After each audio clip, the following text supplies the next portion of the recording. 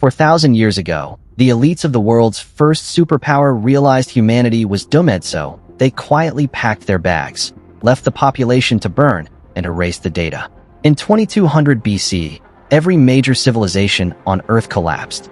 Egypt's Old Kingdom, the Akkadian Empire, and the Indus Valley Civilization, all gone in the same century.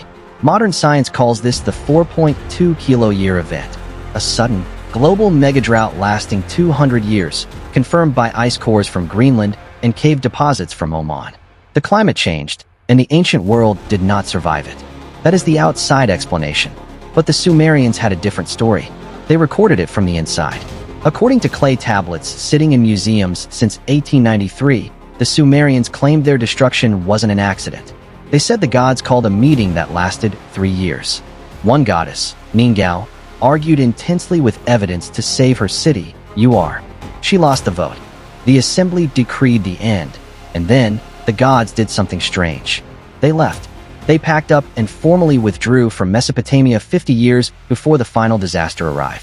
For decades, archaeologists were baffled by excavations at Uar. Directly beneath the ash and ruined walls of the enemy invasion, they found an earlier, older layer. In this layer, the buildings weren't destroyed. They were entirely empty. The sacred objects were gone. The continuous temple administrative accounts were gone. Most importantly, the cult statues, believed to be the physical presence of the gods, were missing. This wasn't chaotic looting. It was a systematic, highly organized evacuation conducted decades before the war. The timeline matches the tablets perfectly, but it doesn't require supernatural prophecy. It requires something simpler and more disturbing. The Anunnaki were the elite administrators of the empire. They controlled the grain tallies, the irrigation networks, and the central accounting systems. They had the data.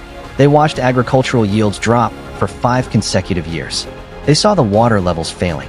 They realized the system was terminal while the regular population kept hoping the crisis would pass. The divine assembly wasn't a mystical ritual, it was a corporate exit strategy.